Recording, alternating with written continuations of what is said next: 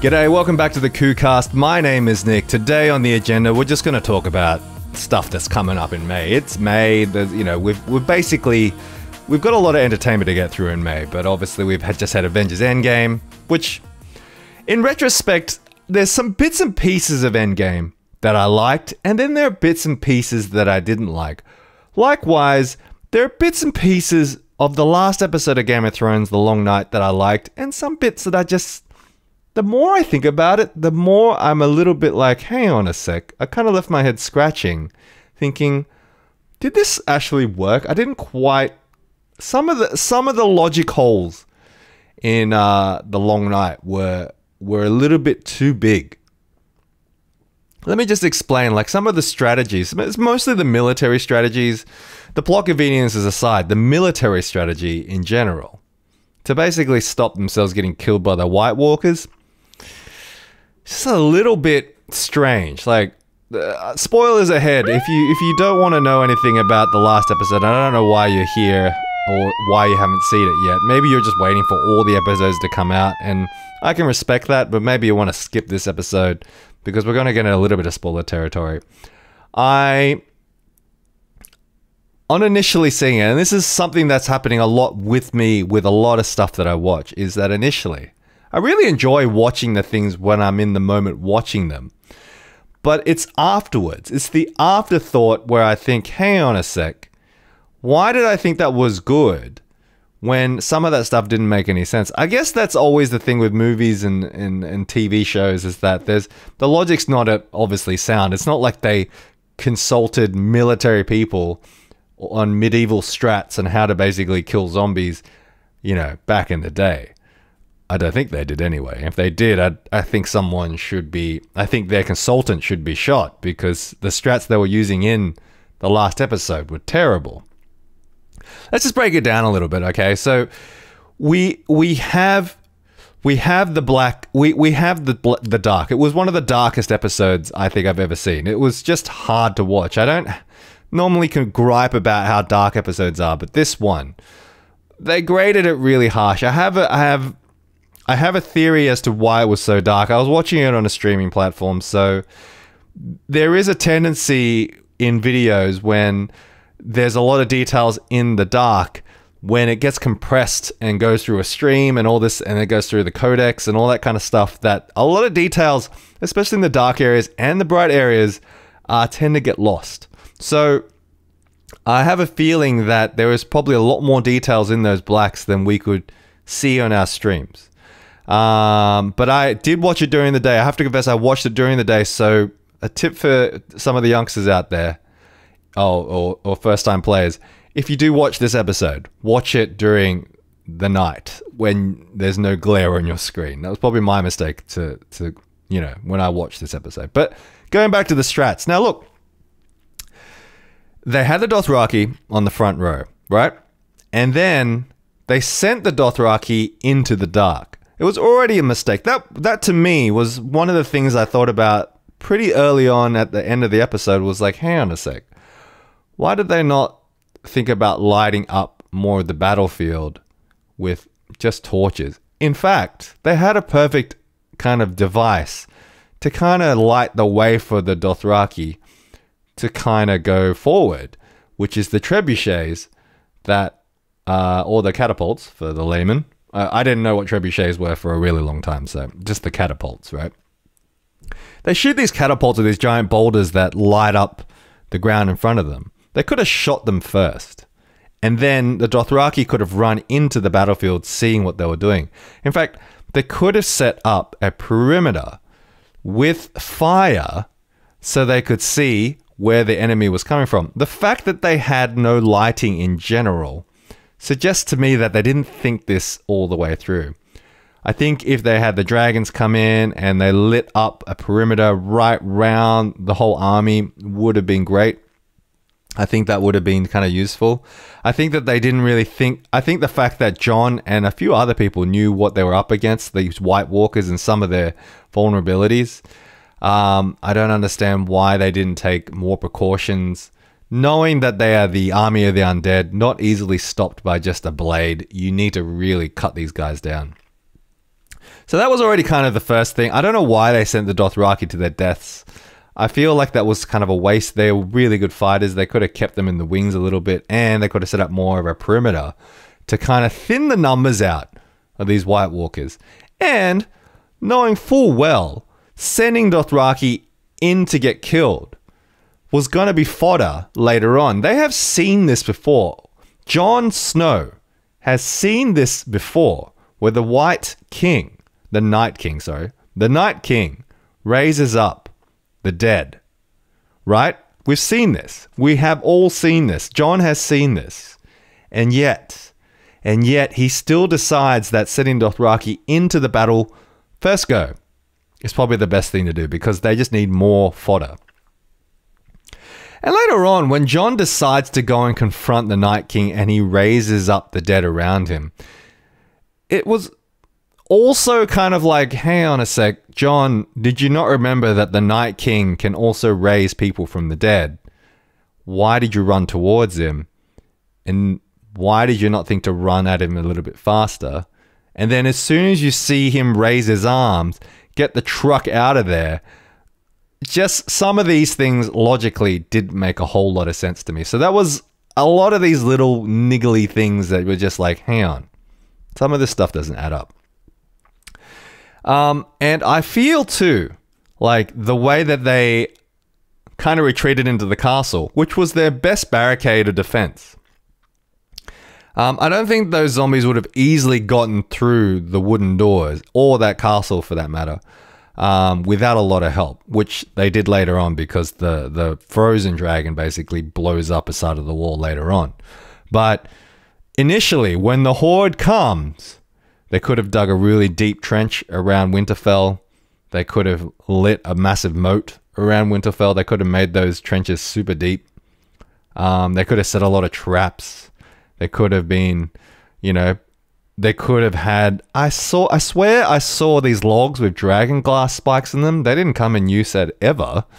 There just seemed to be a lot of strange strategies here. And yes, people putting... They even said in the HBO behind the scenes special about this episode, the actor who plays Tyrion Lannister, why am I spacing on his name? Peter Dinklage was basically saying, why would you put these people in the crypt? Why would you put the women and children in the crypt when you know full well that the Night King can bring them back from the dead? Why? What was the strategy here? So, I'm not saying I'm going to get mad about this episode, because there were some bits that I liked. Again, there were some bits that I liked and some bits that just had my head scratching. Because why? Why did we have so many plot holes that we could drive semi-trailers through, jumbo jets through?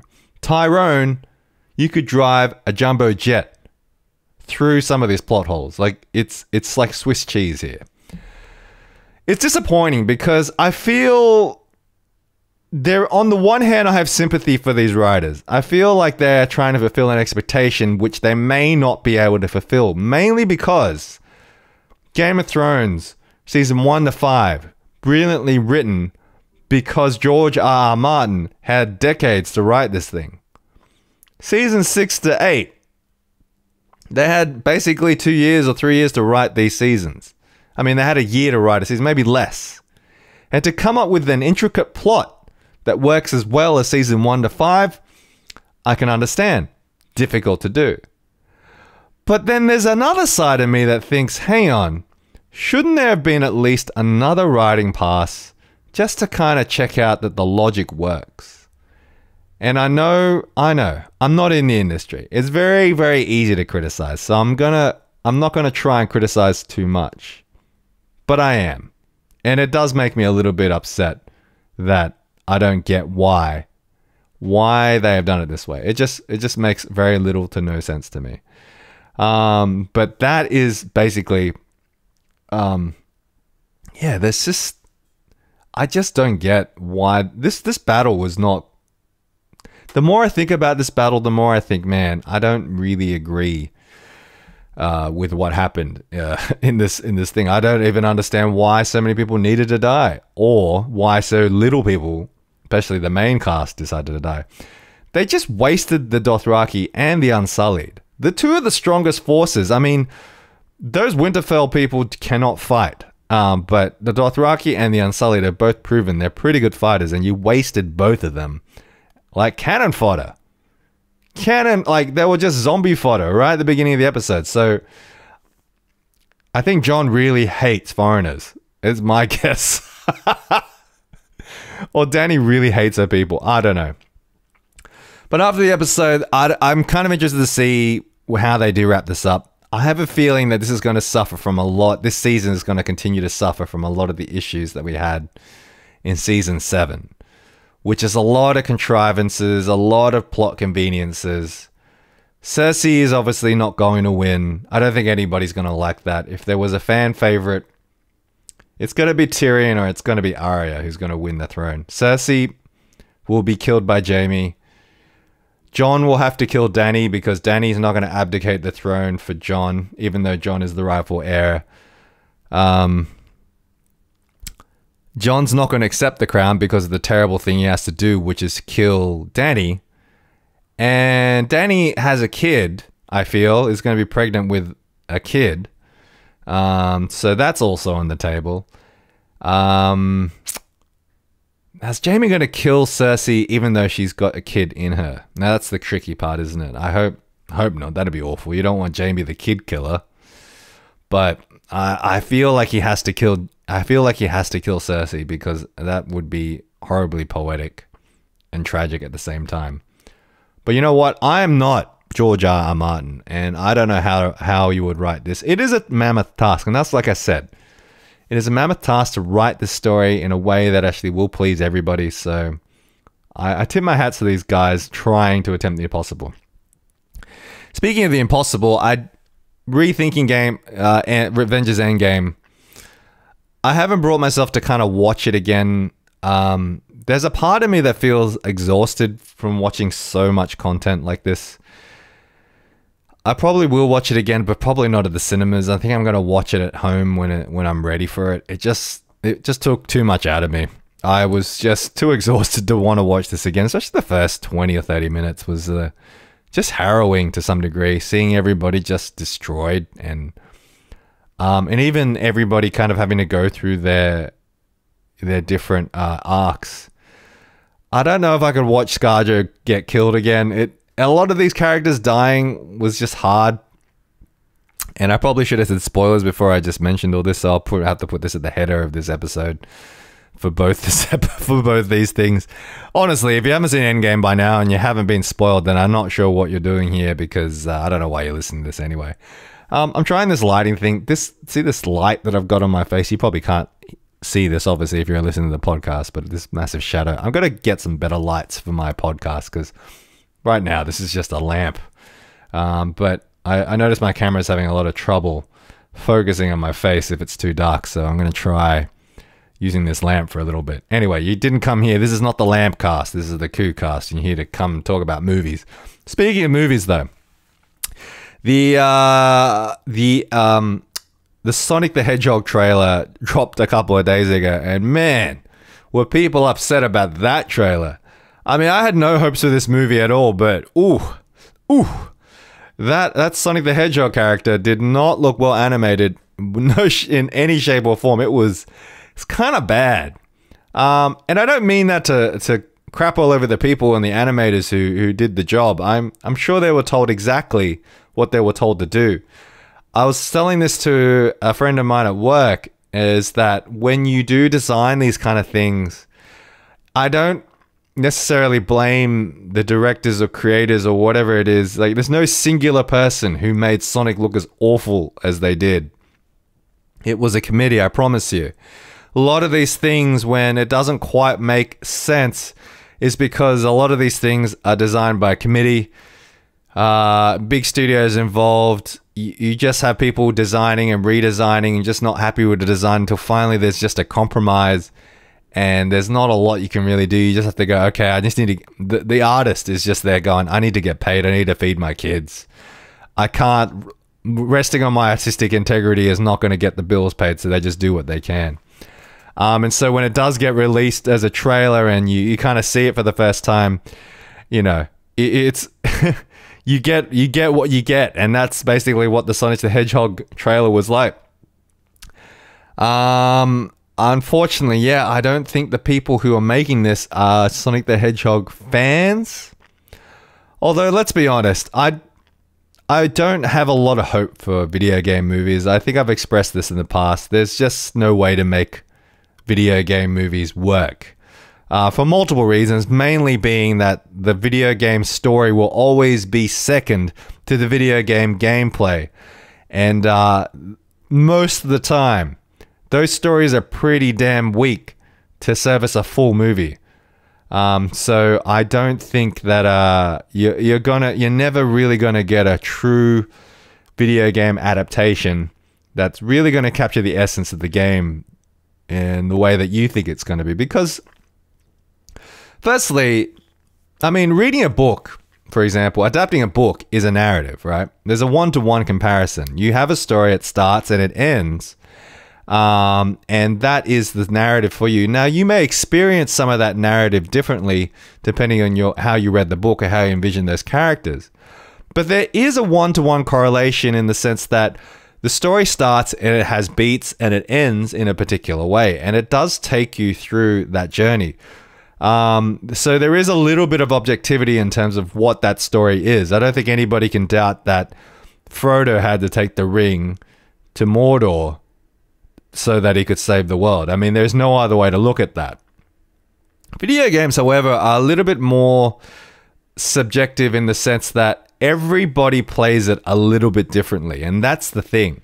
And when you write a story or write a video game, well, when you write a movie based around a story where everybody else's experience is slightly subjective to how they played it, then it's not going to measure up to anybody's expectations. It's got to be kind of a conglomerate of everybody's, feelings on the thing. The only thing that's common is the story. And the story in every video game is the weakest part of the game. They will put millions of dollars in developing the game to make it feel and look and sound real. I mean, but that's not why you came for the game. You didn't come for the game for the story. You didn't come to play Super Mario Brothers for the story. The story is a very small part of that. I mean, the reality is the story of Super Mario Brothers is to rescue the princess. But the game, oh my gosh, the game, discovering the mushroom box for the first time, stomping on your first Goomba, finding the warp pipes, that stuff is what is interesting about that game. Not the story. The story doesn't make any sense. A plumber, two Italian plumbers, one fat, one skinny, jumping into a pipe and getting warped to a magical world to save a princess makes no sense. I suppose you could attach a narrative to that, but the reality is the gameplay is what sparks the imagination about the game, not the story. So I think that when it's always fraught with peril. We try to adapt a video game into a movie because I feel the narrative structure of a video game is nowhere near if a good video game, should I say, will never be as strong as the actual game itself. Resident Evil is probably a classic example of the best video game movie that you'll ever see. It's not great. I'm just putting it out there. They're not great movies. I've seen all of them, but that's only because I know what they are. They are just dumb popcorn flicks, and they knew that too. I don't think anybody in their right mind thought they were going to win any Oscars or destroy any genre-busting movies. They knew what they were, and they played to their strengths. They just knew it had to have zombies, a bit of action, a little bit of, a little bit of Mila Jovovich doing a thing. Very girl empowerment, but not in a way that was sort of hitting you over the head of it. It was just cool. I liked those movies. I did like how stupid they were. But they knew what they were, and they knew that narrative wasn't important. Style was more important than narrative. And that's what I feel like with the Sonic the Hedgehog movie. I don't understand why they would attempt to try and make this movie is probably the better thing. I get that people want to try. They want to try and adapt video games into movies because they make so much money. I mean, it makes sense. If somebody can crack the movie to video game narrative, the video game to movie narrative, they will make $1 billion. Easy, right? Just think of like a Fortnite movie. I don't know what it would be about. Fortnite is the biggest video game in the world right now and one of the most played streamed games. A Minecraft movie would be amazing. But you can't, because there is no such thing. It wouldn't work. I mean, the best you're going to get is those Telltale games, which are pretty cool, by the way. But you play them. You don't watch them. Well, it is a little bit of watching, but you do play them. But what makes those games fun is that it's interactive and it's fun. The narrative doesn't make any sense whatsoever. But they're fun to play. And the narrative is loose and you get to muck around, you get to enter the world and all this kind of stuff. But let's be honest, it's the gameplay mechanic that makes that game fun. So yeah, I mean, historically, there's just not been a video game movie that's ever worked. Assassin's Creed was just rubbish. And I feel sorry because I remember my cousin Jess brought me along to see Assassin's Creed, and Jess and John, her husband John, took me along to see Assassin's Creed just to catch up, and I picked the movie, and I felt sorry because I did pick the movie. They paid for me, and we saw the movie, and it was so bad. I fell asleep in the movie. I never fall asleep in movies, but this one was terrible. So guys, it's just, yeah, video game movies are just a genre that I get why they're trying to crack the code, but it's just, I feel like they're not going to until, I don't know. I did say the same about comic book movies at some point too, but you know, it's interesting. Oh, I think I'm out of focus. Why am I out of focus, guys? What's happening? Yeah, it's super weird. I guess I'll just keep it on spot focus. But you see what I'm saying? It's sorry, I'm just, for the podcast, I'm filming this as well. There is a video component to this, so I'm just out of focus. My camera, I've got a Sony A6 400, which does pretty good, but for some reason it just sort of randomly comes out of focus. I thought this is supposed to be the most advanced AI focusing system in the world. Anyway, you didn't come here to listen about my rant about cameras. Maybe another time, but not today. So anyway, going back to Sonic the Hedgehog, so apparently the internet, as you can see, maybe if you're watching the video, you can see some of the reactions to this, but there be some people who basically said this is the most garbage thing they've ever seen. Typical fandom, right? Like they just never, people just like to piss all over stuff. So I obviously thought it was quite funny, even though I didn't have too much of a problem with it, but Sonic did look kind of weird. I didn't know why they didn't just go for the traditional look. I don't know why they had to update him, so to speak, because he just didn't look good to me. But it was kind of interesting to see that the studio, right after, a day after the trailer came out, decided, you know what, we need to fix Sonic. And I think they're making the right decision. It's kind of interesting though, right? Like, can they just redo all of Sonic and redesign the character? Maybe Sonic's not in it that much. But good on them, I guess, if they can do it. I will say this though. The Pikachu movie does look good, and although that is technically a video game movie, it has been a narrative story for quite a long time. It's kind of one of those weird hybrids where there's a video game and a TV show at the same time. And so, and the TV they have spawned a lot of movies, so there is a template for that working, and I'll give them that. That kind of does work in the sense that the video game... But the video game wasn't what made that game interesting. I think the narrative they built a video game around the narrative. Actually, I don't really know. I feel like they built the video game around the narrative, not the narrative around the video game. So that's maybe why that kind of worked. But but that's one of the rare exceptions where I think a video game movie may transcend a video game movie genre. But I guess we'll see. It does look funny. I'm surprised actually when I saw the trailer for Pikachu, Detective Pikachu, I thought, nah, this is gonna be dumb. And then when I watched it, I was like, oh, I never grew up with Pokemon, but I'm a little bit more on board with this than I was a few seconds ago. This actually looks kind of decent, and Pikachu looks adorable. So we'll see. We'll see how this goes. Anyway, I'm gonna quickly wrap this up. Stuff I'm watching that surprised me. What We Do in the Shadows is a TV show based on the movie. If you saw the Taika Waititi mockumentary about the vampires living in New Zealand, there's a TV show called What We Do in the Shadows based on the same premise, but it's set in New York, and it stars Nick Berry from IT Crowd and Toast. and it's pretty damn good. I mean, he's not the star, but is it Mick Berry? I think it's Mick Berry. Matt. I don't know why I called him Nick, because it seems really conceited that I'll call him Nick. It's Matt Berry. Sorry, guys. Matt Berry from the IT Crowd. He's not the main star, but he's one of the 3 stars in it. And it is a hilarious show. It's a show that I didn't know I wanted, and it's actually pretty damn funny. So if you could get the chance to watch it, it's on Foxtel now.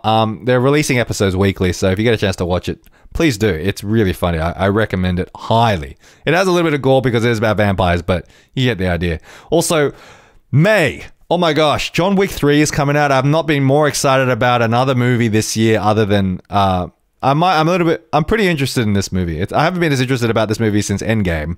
So I feel like this, I hope it's better than John Wick 2. I didn't love John Wick 2. I wanted to like it more than I thought I was going to like it, but it didn't stick with me. John Wick 1 is still excellent, but John Wick 2 didn't stick with me as much as I like. But I'm having my hopes up for John Wick 3.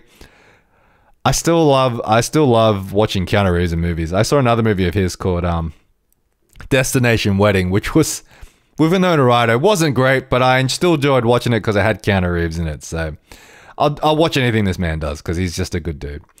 Anyway, and what else is coming out? Godzilla King of Monsters coming out end of the month too.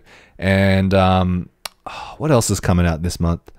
There was 3 movies. Freak. Let me just have a quick squiz at my notes. I know there was at least 3 movies. I always forgot what the other one was. Why am I forgetting? What am I forgetting? This is why I write these things down, because I always forget this stuff, and you know, that's what happens. May movies. John Wick 3. Oh, Aladdin. Look, Aladdin is also one of those movies that the first trailer didn't win me over, but the second trailer looked pretty good.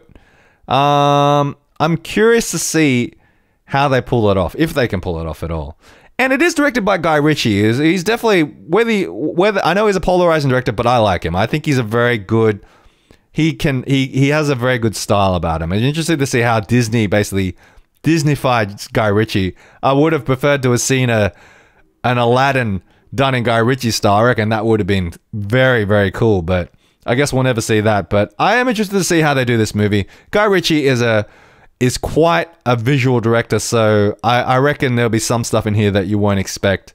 And I think Will Smith as a genie, I think he could work. I honestly think he could work. And the girl they've got to play Princess Jasmine is gorgeous. So I'm on board. They're hitting all the right notes to me, guys, and they've got the music in there. Not sure about Hot Jafar, but I always pictured maybe they wanted to make him more of a formidable foe, so they made him a bit younger. I honestly don't know why the Jafar would be so young, though. But, I didn't make this decision. Again, I'm not a writer. I'm just a guy who sits behind a computer, keyboard warrior kind of guy, who criticizes stuff he doesn't know anything about. Anyway, guys, thanks for listening. There will be another episode on Monday about Game of Thrones season 8, episode 4. I don't know what the episode's about. My guess is they're going to King's Landing. They're going to do some battle. There's 3 episodes left, and they're going to resolve this stuff pretty damn quick, so I'm not sure how they're going to... I don't know if they're going to take all 3 episodes to basically kill Cersei, or whatever they're going to do, but it's got to tie up pretty soon. I have a feeling they're going to... Cersei, 2 episodes. The Cersei conflict will be 2 episodes, and the last episode will be the story about how Jon and Dany have to fight it out, you know, who's going to go for the throne, basically. Maybe it's a dragon on dragon fight. Oh, by the way, Jon's dragon survived. I saw her in the previews, so don't worry. And Ghost is also alive as well. So, anyway, guys, thanks for listening, and I'll see you next time.